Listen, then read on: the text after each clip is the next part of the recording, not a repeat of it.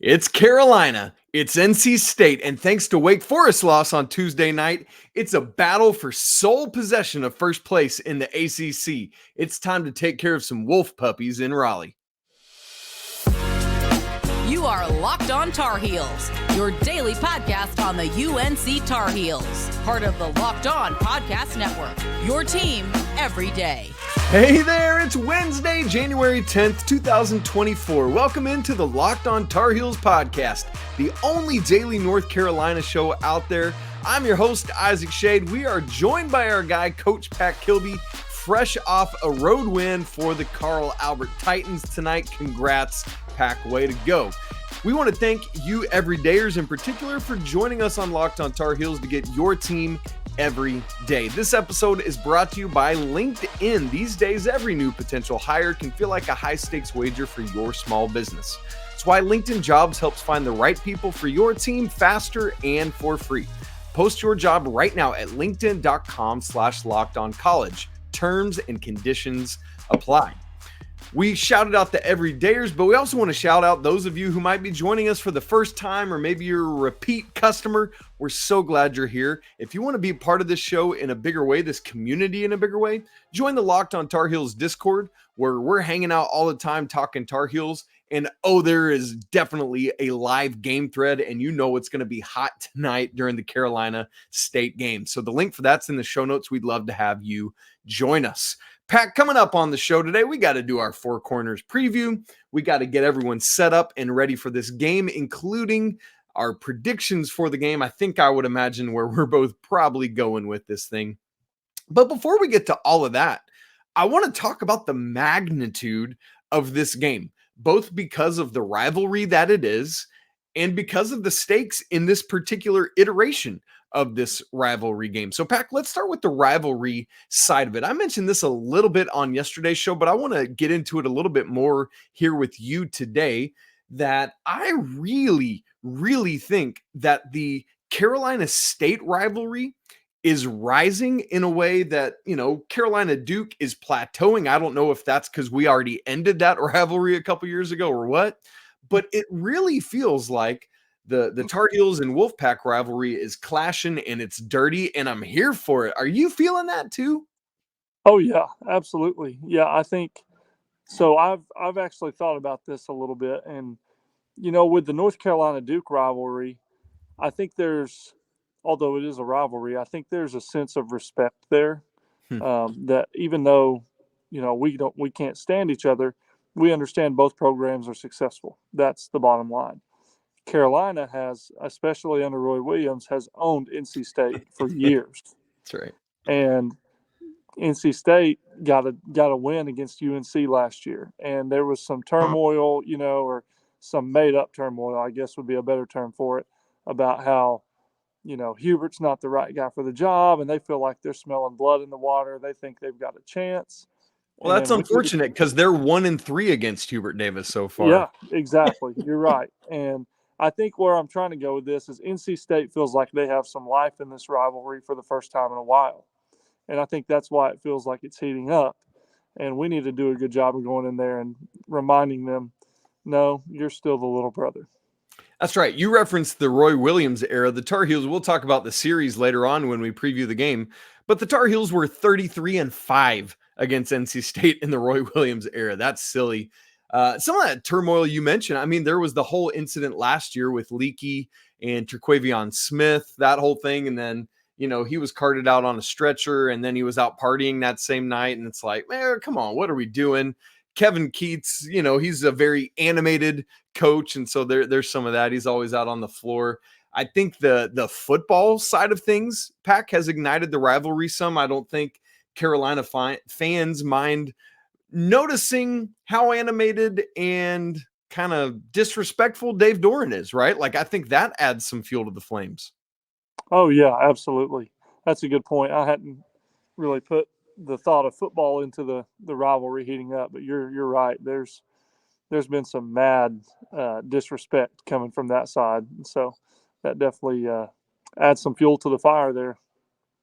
Well, man, I love rivalry games, and part of what I love about them is the unpredictability of, like, who's going to show up? Who's going to give that unexpected contribution, like that Paxton Wojcik 3 at Clemson on Saturday? Pack, I hadn't prepared either of us to do this, but I'd love to just give who's somebody you could see giving an unexpected contribution in the game tonight that could really help propel the Tar Heels to victory?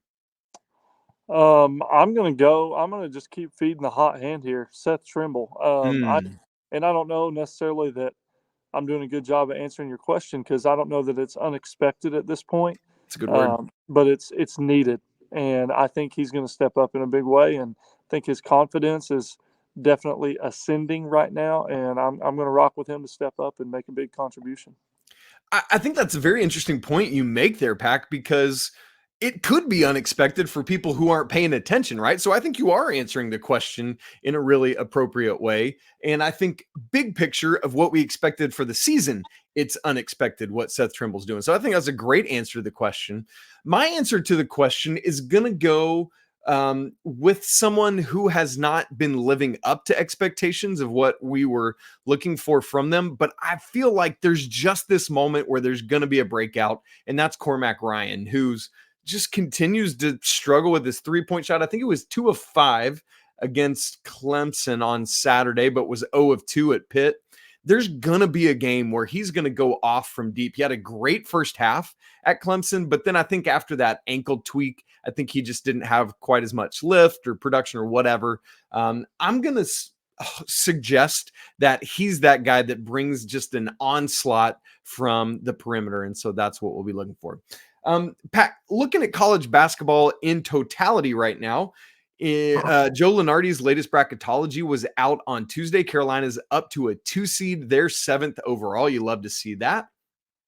Also, I mentioned, but Florida State knocked off Wake Forest on Tuesday night. So this game is the final 2 remaining undefeated teams in conference play. So that adds more fuel to this fire, because whomever wins this game will be 4-0 and the lone undefeated team atop the ACC standings. So that's a critical part of it.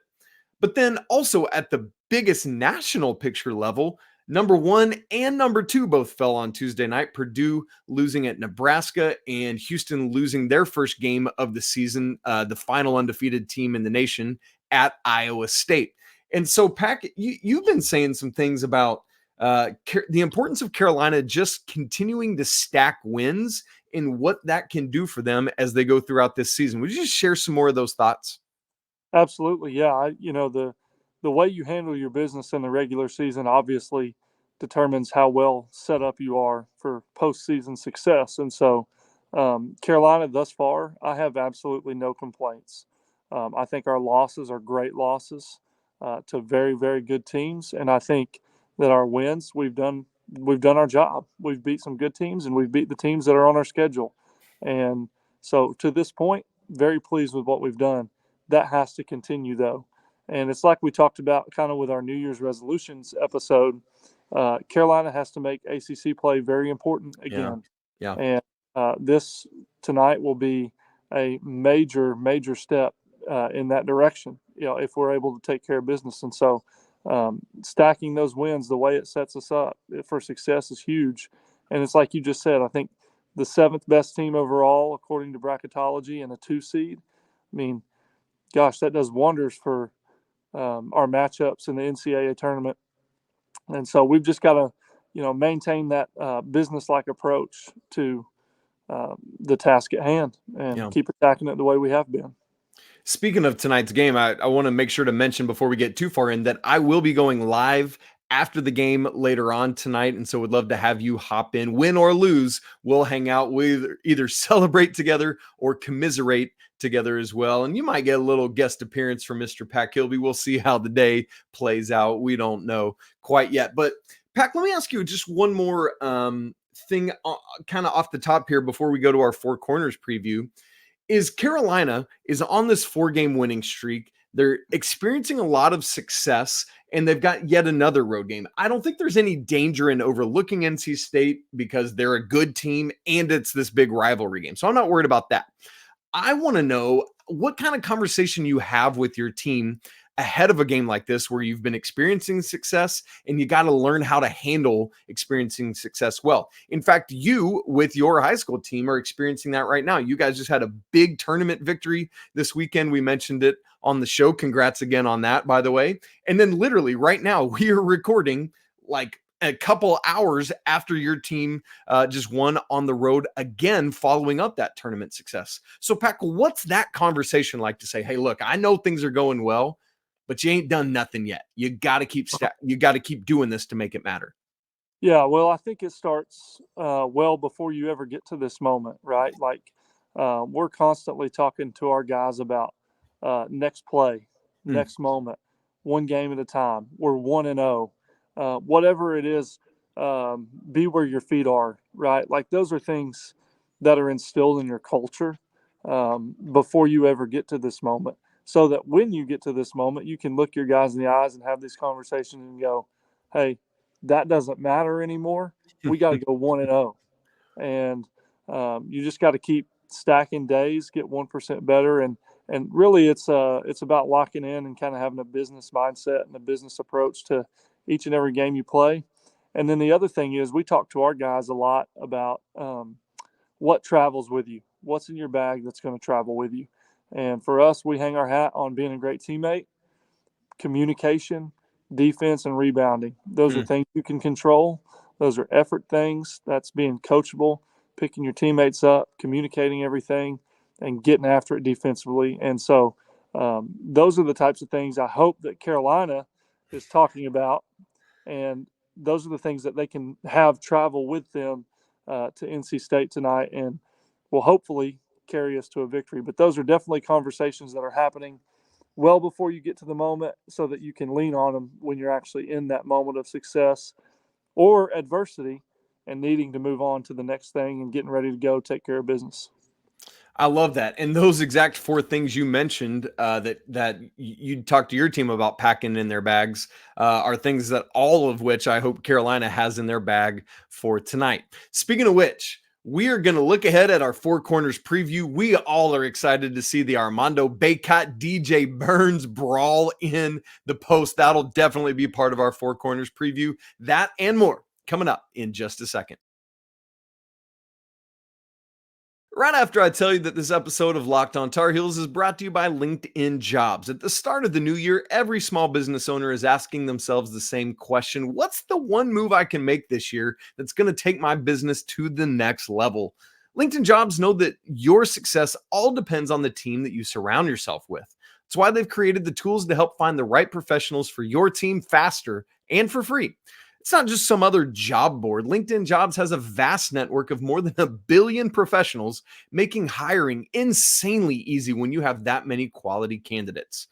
We've got big plans to grow this show in 2024, and we know that hiring the right team member can help do exactly that. That's why small businesses rate LinkedIn Jobs number one in delivering quality hires versus the leading competitors.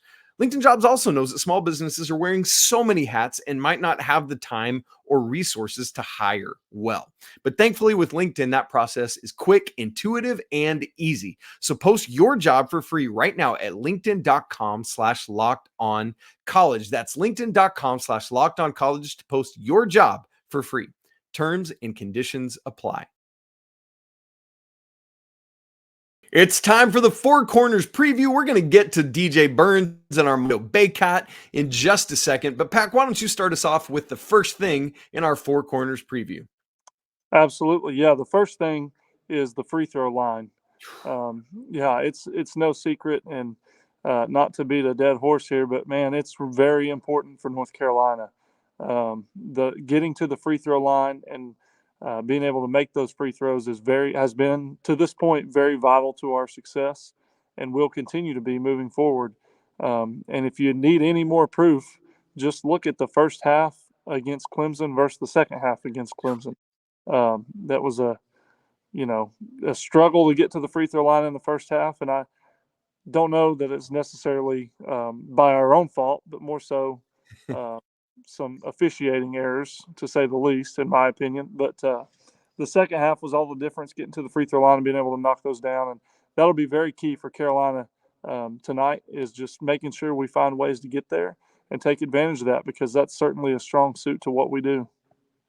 I love it because, Pac, you remember what a big deal this was in the game in Chapel Hill last year, where Carolina shot 39 free throws to 12 for State. Both teams made a bunch of them. I think State was actually perfect on those 12, but Carolina was 36 of 39, had a big advantage in number of fouls called against NC State and fewer for the Tar Heels. And NC State fans are already chirping about that again. But here's the deal. When you look at the numbers, we're not going to bore you with it, but Carolina gets to the free throw line more, gets fouled more, doesn't foul their opponents more, whereas NC State's just the opposite. They don't get to the free throw line much, they don't get fouled much, but they do foul a good bit and send their opponents to the free throw line. So that is a major storyline in this game. It's just going to be what it's going to be. So buckle up for that. And especially coming off, as you said, Pac, kind of Carolina not being able to utilize the free throw line as much as they're used to against Clemson.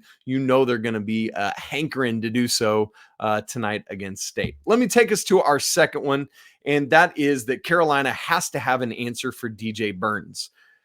Now, interestingly enough, Burns is coming off of one of his two worst or lowest scoring games of the season anyway. It's really interesting, Pac, as you look at his stat lines this season, his game logs. DJ Burns has never gotten to 20 points in State's 14 games they've played, but he's gotten to at least 15 points in 6 of the 14, so almost half, and he's been in double digits in 12 of the 14 games. So he's been very reliable for the Wolfpack, just putting in that yeoman's work, the lunch pail, all of that kind of stuff you want to talk about, including making some really important plays to help save State's bacon up at Notre Dame a couple games ago, and so that was good.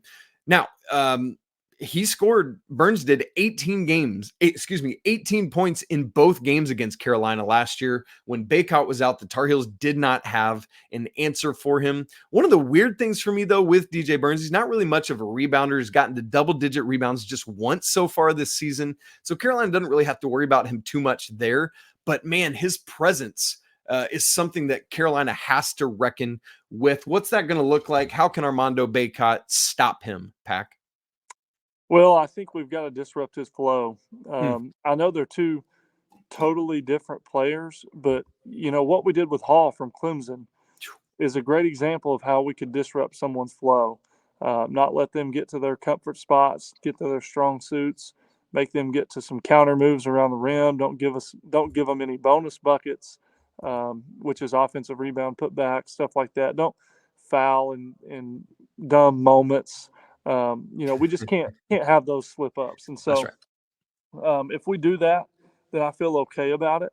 And then the other thing I think that we can do and take advantage of is make him guard.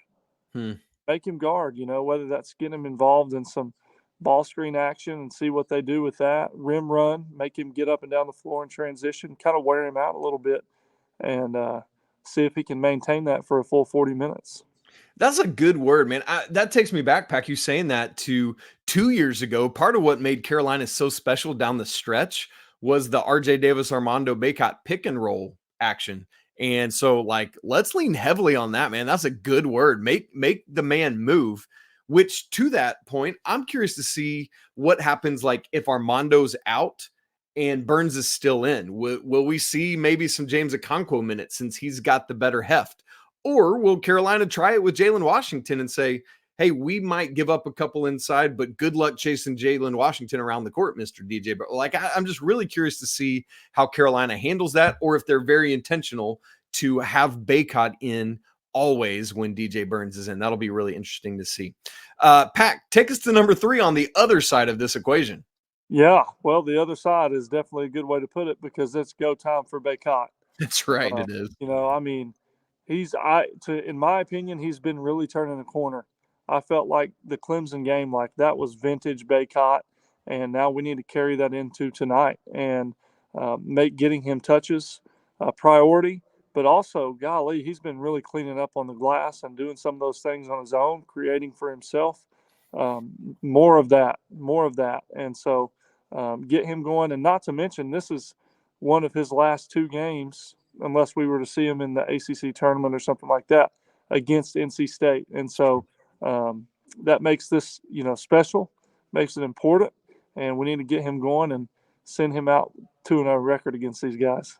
I love that, man. And there's like a history in the last 5-ish years or so, maybe even let's say 10. I mean, going back to Marcus Page and Luke May and doing the stuff like of dudes just going off on NC State. I'd love to see that from Armando. And look, Pac, I know Bacot's had a couple whatever games in some of the non-con games, but he has been dialed in all 3 ACC games so far. Against Florida State, 13-13, 4 of 8 from the field, 5 of 5 from the free throw line. At Pitt last week, 16 points, 10 boards, 5 of 10 from the field, 6 of 6 from the free throw line. And then at Clemson, you just talked about what a study was, 14-16, 6 of 11 from the field, and 2 of 4 from the free throw line, meaning that Armando has a double-double in every ACC game. He's shot at least 50% from the floor in every ACC game, and he's a combined 13 of 15 from the free throw line in ACC play, meaning Armando is, as you said, man, it is go time.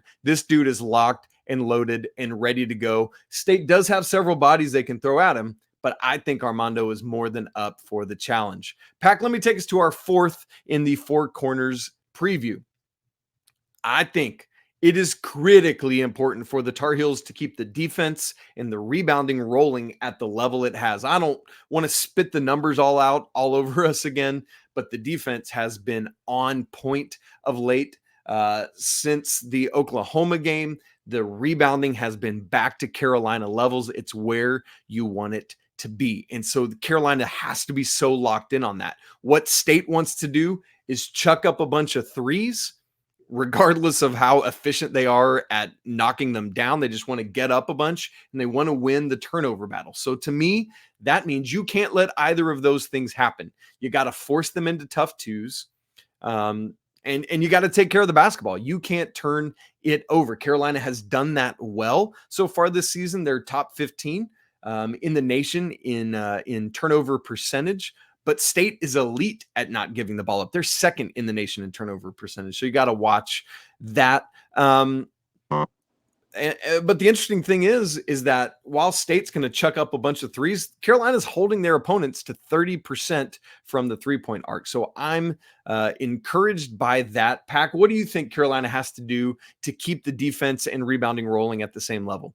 Well, I think you nailed it. That you got to force tough twos. That's the big key here.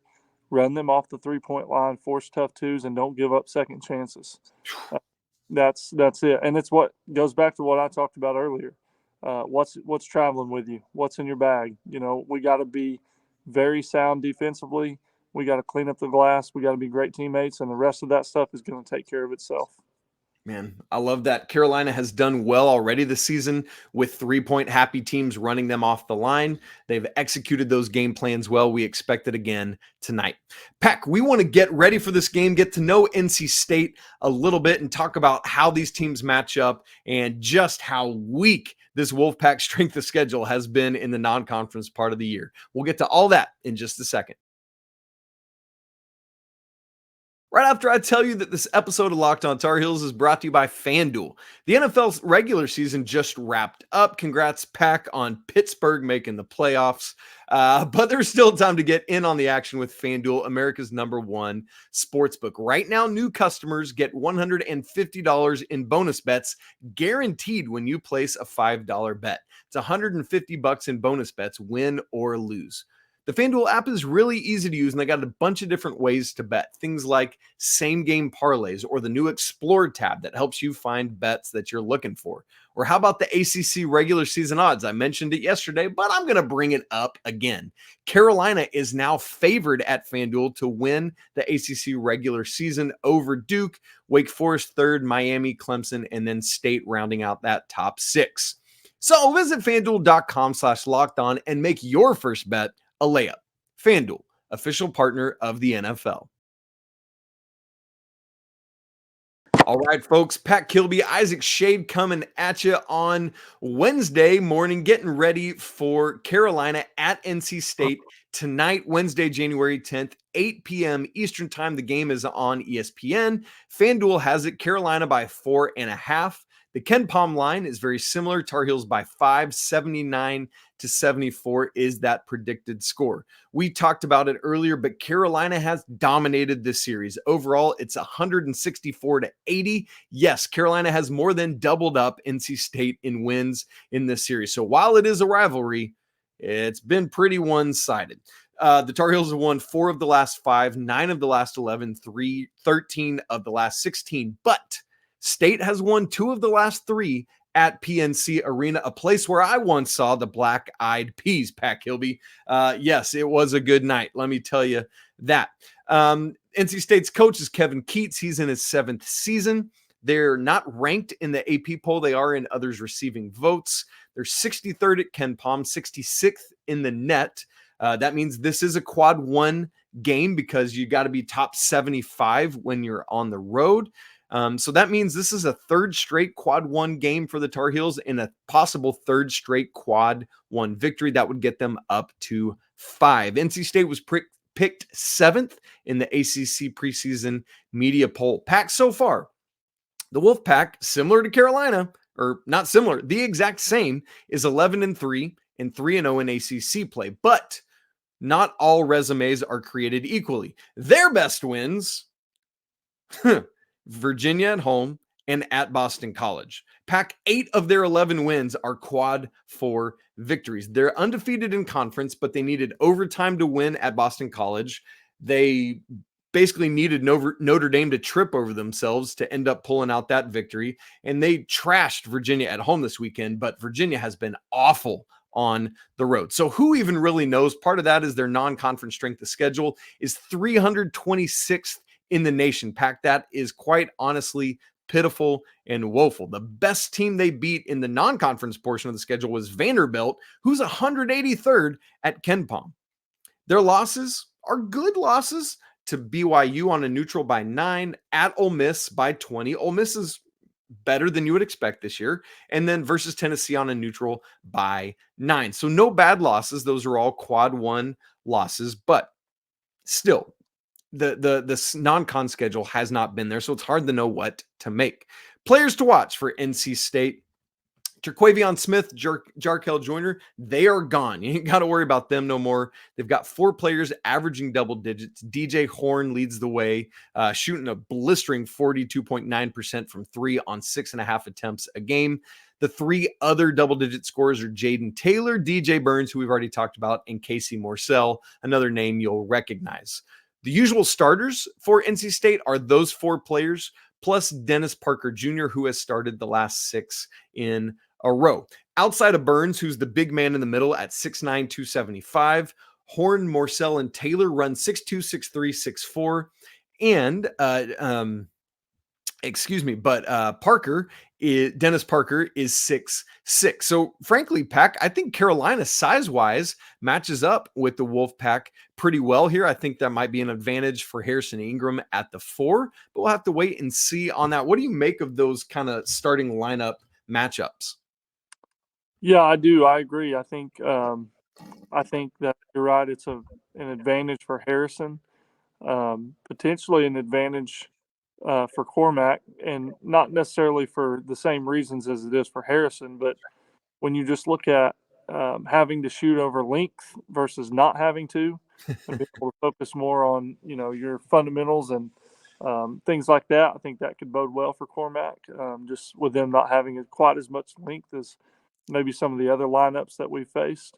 And so, I think Carolina matches up really well there.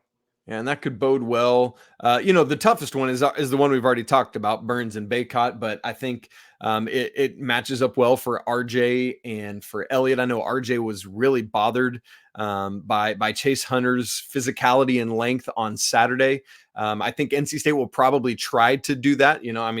I expect that out of them, but I don't think they'll be able to do it as well as Clemson did on Saturday. Pack, look, here's the deal. NC State is not a good free throw shooting team. We've already talked about it, but they only shoot 69.7% from the free throw line, 233rd. They don't get there much. But Pack, here's something that's really interesting to me.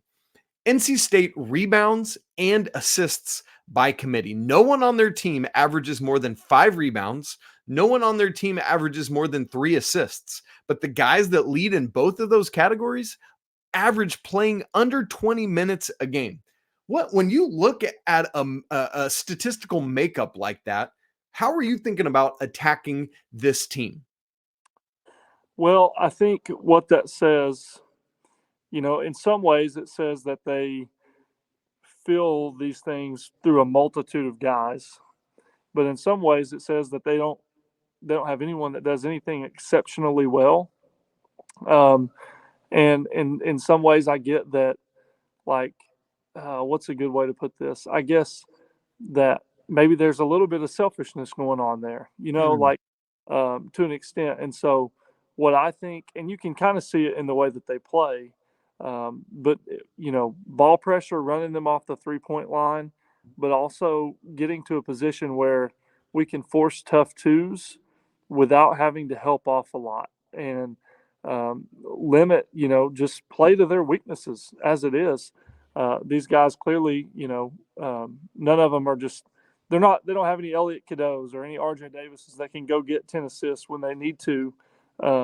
So I guess what I'm trying to say is try to force them, or not force them, but get them to play into some selfish habits, and take some tough twos and try to take things onto their own shoulders and things of that nature. And so Carolina's actually done that quite a bit in the past few games with teams that shoot the ball really well from the 3-point line.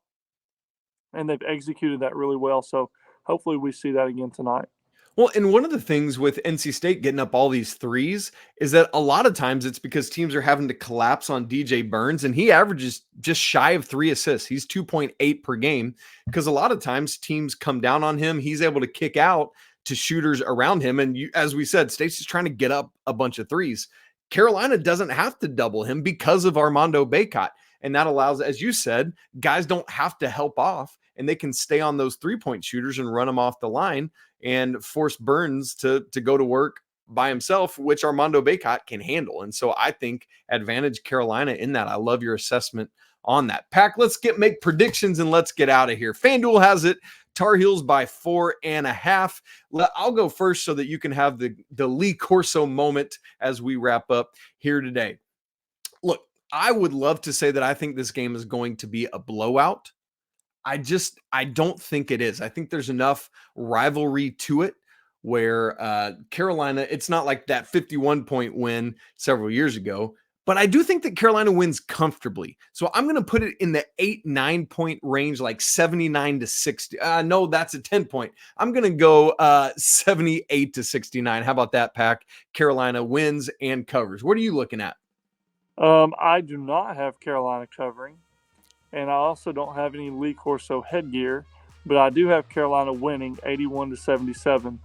I just think, this being the third road game in a row without having any other road games to this point is going to catch up to us a little bit, but not enough to cost us the game. I got Carolina winning by 4. I like it. Yeah, and I don't like it because I'd love it to be more, but I like your assessment of it. NC State is back in school, and so we expect it to be a normal, standard, raucous, crazy crowd tonight. So, folks, can't wait to chat with you in the Discord. If you're in there, if you're not, come on in there, get into it. The link is in the show notes. Again, we're going to have a live reaction after the game, so make sure to hop in to that. You can email the show, lockedontarheels@gmail.com. Subscribe on video and audio. Rate and review us 5 stars. Talk about why you love Locked On Tar Heels. Smash the like button if you're watching on YouTube. Can't wait to talk after the game tonight. It's always a great day to be a Tar Heel. But until then, peace.